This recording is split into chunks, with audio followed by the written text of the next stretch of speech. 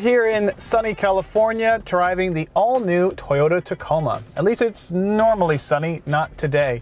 And I'm in a place that Toyota Tacomas don't usually go, a canyon road.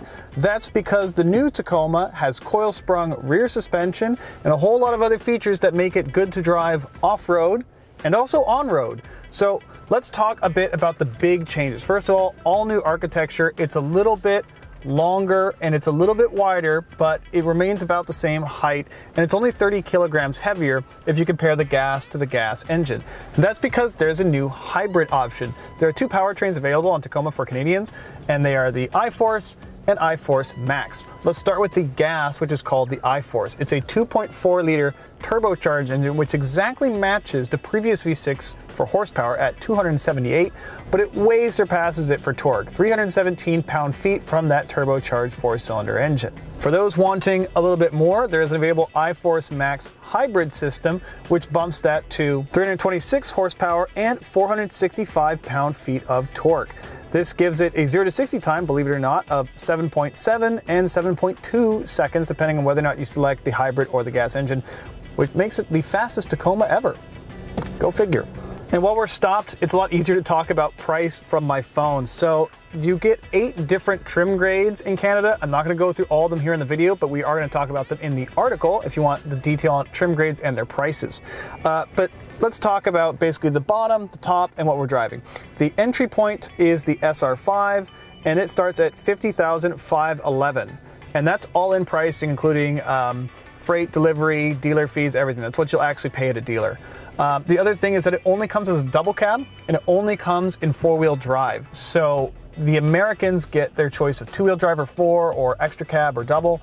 Canadians, we only get the double cabs, we only get 4-wheel drive. So all these prices are for that configuration. And the top of the line is the TRD Sport Premium at $61,711. But what we are driving is the TRD Sport. Now, what do all these mean? Basically, they're divided up into TRD Off-Road and TRD Sport and the base SR5. SR5 doesn't need that much explaining. It's a low content model. It's an entry point truck, pretty well contented, but it doesn't have all the fun stuff. And then you have TRD Sport and TRD Off-Road. The off-road is pretty explanatory. You get off-road tires, locking rear diff, you get a bunch of off-road bits. But the Sport, I thought, was kind of interesting. The Sport is sport tune suspension, 18-inch wheels instead of 17s, and kind of a focus on like on-road performance and comfort. You also get these really cool blue accents on the dash and on the doors, which I think is pretty cool.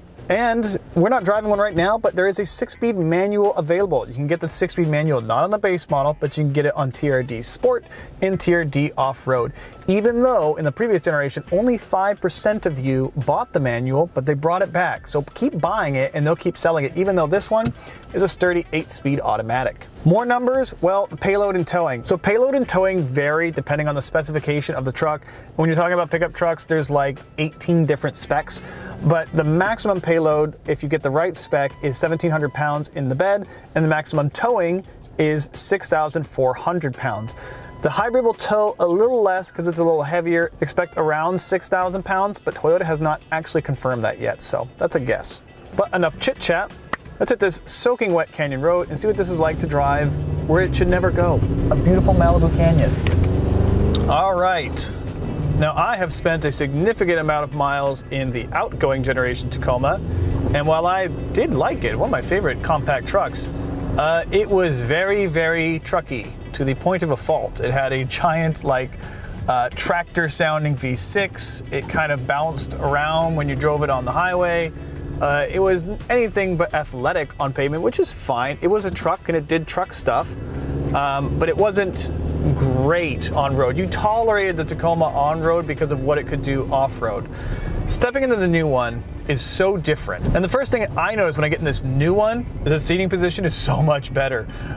The previous generation Tacoma had like a really, I don't know if you want to call it a low seat or a high floor, but your legs kind of went out in front of you rather than down and under you, and it made driving it feel very odd for a truck. This one, they have rectified that.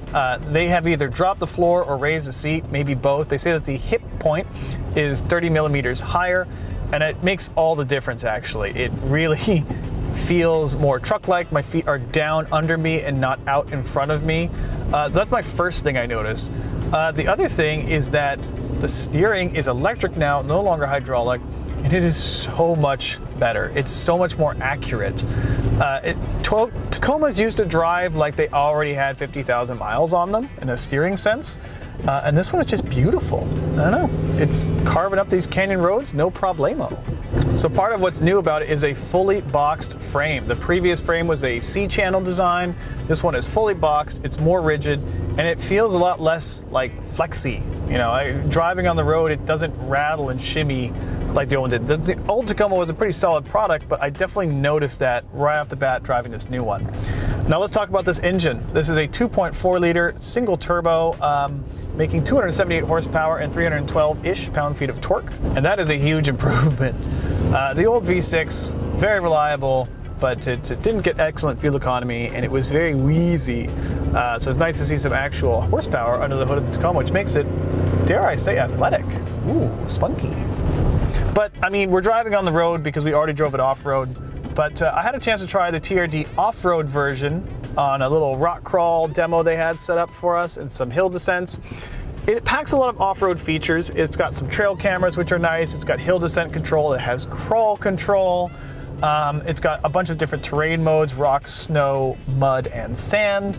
But the thing I noticed is that the off-road capabilities, frankly, are just kind of how it always was. The gizmos are very nice, but the actual experience of off-roading it feels just as good as it always did. So don't worry that with its newfound softer persona, it's still very good off-road. So all we gotta do is take our parking brake off, and first gear is so slow, you can just basically, if you're patient, you can just idle in first wherever you need to go. There's also a surprisingly big gap between first and second gear.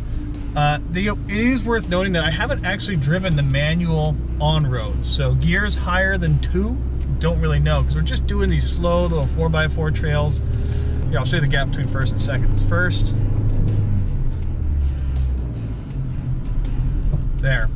The thing that stands out to me is that the Tacoma off-road is just as good as it ever was. You know, the on-road is so much better.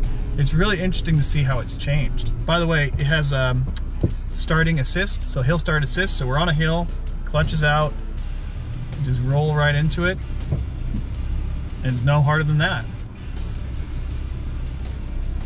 We're doing some side angles here. The folks at Toyota told me that this is a 30 or 33 degree side angle. It feels like 90 degrees to me. And it's this part I don't like, where it teeters over, and now we're doing 30 degrees on my side, which I don't love as much. But that's okay, because Toyota says that they've tested the oil pan to be operable at angles of 40 degrees in any direction. Not that you should try and do that, but the engine will stay running and it will stay fed with oil, even in extreme inclines, which is pretty cool.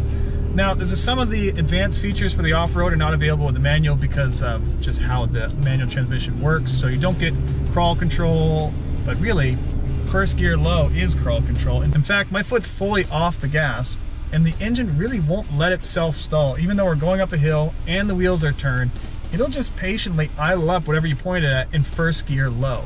And I think that's pretty cool. Otherwise, everything you loved about the off-road Tacoma experience is still there, including the sound of that big engine-driven fan. I'm glad that didn't go away. The other thing that's impressive about the Tacoma off-road is the disconnecting front sway bar, which allows you to have that canyon carving handling on pavement, but also a lot of flexibility off-road.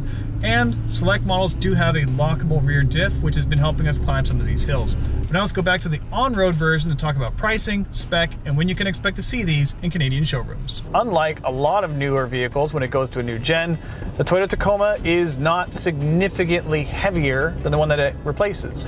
They kept the weight low by using aluminum construction. It's got an aluminum hood, it's got aluminum bed sides, and aluminum tailgate.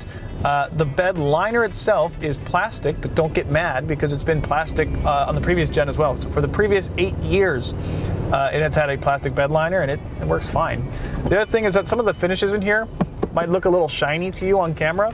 That's because I'm driving a pre-production model, but they assure me that these plastics will be a little more finished on the production version. We're going to do a full driving road test of the Tacoma when it comes available on fleets later this year.